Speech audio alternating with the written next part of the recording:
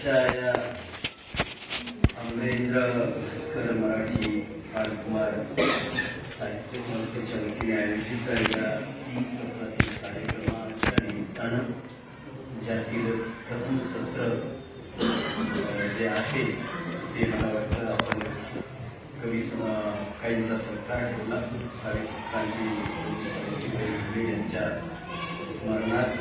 त्यानंतर दुसरं जे सत्र आहे त्या सत्रामध्ये आपण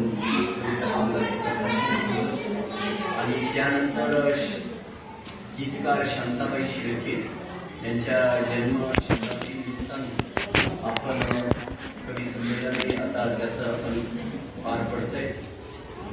आणि तिसरा जो सत्राचा प्रकार आहे तो म्हणजे भाष्य करण्याचा, तो आपण कार्यक्रमात थोडासा बदल आहे त्यावेळी थोडा बदल केला आहे. अगोदर भाष्य ठेवलंय.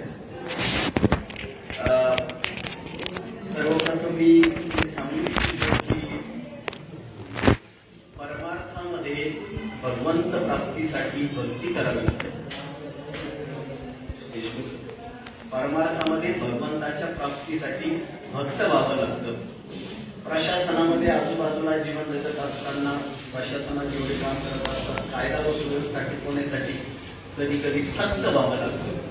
आणि मला असं वाटतं समाज जीवनामध्ये सुखा समाधानाने जगत असताना तणावरहित मनाने जगताना व्यक्त व्हावं.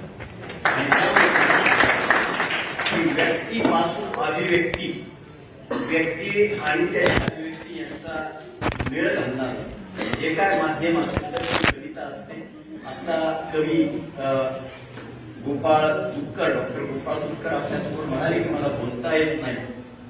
तुपकर सर, मला तुम्हाला सांगितलं पाहिजे की ज्यांना न बोलता सर्व काही सांगता येतं ते माणसं सत्वशील असतात आणि ज्यांना न सांगताही कळतं ते माणसं संवेदनशील. आणि मला वाटतं सत्वशील कविता न बोलताही समजून घेण्यासाठी समोर असलेले सत्वशील रसिक श्रोते यांच्या समोर भाष्य ठेवत असताना मी आपल्याला एकच सांगेन की तोच दादा मी पकडतोय सर की वर्तुळ पूर्ण होत आहे.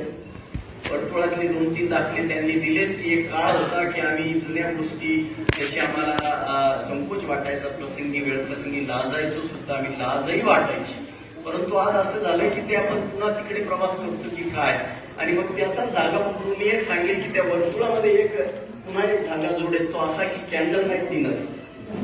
5 स्टार हॉटेलमध्ये आम्ही जातो, पैसे मोजतो, आम्हाला प्रायव्हसीच्या नावाखाली आम्ही एका टेबल बुक करत असतो की आणि तो कॅन्डल लाईट घेत असतो. सगळीकडे अंधार असतो.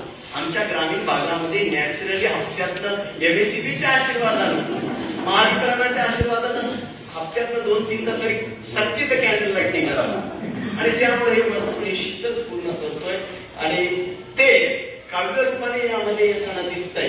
आणि बऱ्याचदा कवी व्यक्त होतात आणि कविता काय असते तर शांताबाई शेळकेच्या निमित्तानं मला एक त्यांच्या ओळी आठवतात. मला वाटतं त्यांच्याच आल्यात माझ्या माहितीप्रमाणे, ताटा हृदय कुणाला अग्रंथ तात कोणी मग फुलही रुकावे हा दैव योग आहे. आणि म्हणून कुणाला काय कुणाला काय कुणाला काय दिसत असतं. आणि कविता तरी नेमकी म्हणजे काय असते हो तर तुम्हा मला जीवन जगत असताना लोकांना अनुभवत असताना जे काय टोचलं पोचलं वचलं सुद्धा ते सर्व मांडता येणं, अभिव्यक्त होता येणं, मला वाटतं याला आपण काव्य म्हणत असतो. आणि ते व्यक्त होता येणं, व्यक्त होत असताना त्यामध्ये मग वेगवेगळे पदर त्यामध्ये असतात. आणि त्या पदरामध्ये मग कविता वाचायची कशी, जशी कविता लिहायची कशी हा प्रश्न असतो, तशी कविता वाचायची कशी हा देखील प्रश्न असतो. त्याही पुढे नवे नवे कविता समजून घ्यायची कशी हाही प्रश्न असतो. आमच्या इंग्रजीमध्ये म्हटल्या जातं की रिडिंग बिटवीन द लाईन्स, 2 ओळीच्या मधलं ज्याला वाचता येतं त्याला कविता वाचता येत असते. हरिभक्तपरायण वेगवेगळे महाराज वारकरी संप्रदायामध्ये आपण बघत असतो की 4 ओळींचा एक अभंग असतो प्रस्तुत सेवेसाठी निवडलेला. आणि त्या 4 ओळीच्या अभंगावर जेव्हा एखादे महाराज 4-4 तास व्यक्त होत असतात तेव्हा ज्याच्या त्याच्या ज्ञानानं तो अभंग पूर्वत घ्यायचा असतो. आणि मला वाटतं कविता लिहित असताना कवी सुद्धा आपल्या जीवनात त्या अनुभव पूर्वत घेत असतो. आणि जेव्हा त्याचं जगणं हे वाचणाऱ्याला आपलं जगणं वाटत असतं तेव्हा त्या कवितेचा खऱ्या अर्थानं सन्मान असतो. त्या अशी भूमिका असणाऱ्या पण कविता लिहित असताना कवितेची काही जबाबदारी सुद्धा आहे. आता सरांनी म्हटलंय की जुळं झालंय, ठीक आहे. तर जुळं होत असताना मी म्हटलं की त्याचे कवितेचं फार अवघड आहे, इतकं सोपंही नाही. कारण भारताची लोकसंख्या तशी वाढते, परंतु दर्जेदार स्किल्ड मॅनपॉवर कमी आहे.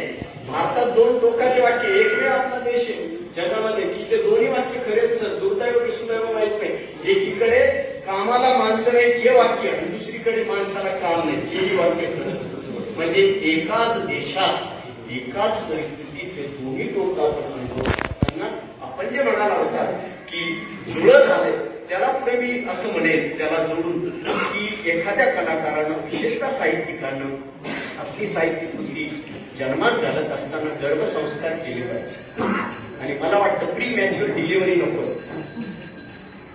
प्री मॅच्युअर डिलिव्हरीनं काय होत असतं, आपण ते थोडं कमकुवत राहण्याचा प्रकार असतो. त्याला मग गॅसवर ठेवणे, काचेमध्ये ठेवणे वगैरे आपण पाहतो. तर मला वाटतं सगळं साहित्य पुढे येण्यासाठी साहित्यिकाला थोडं थांबलंय पाहिजे आणि थोडं लिहिलंय पाहिजे. आणि सरांचं एक मी अभिनंदन त्यांचं करेन की ते लिहिते झाले आणि सर म्हणाले की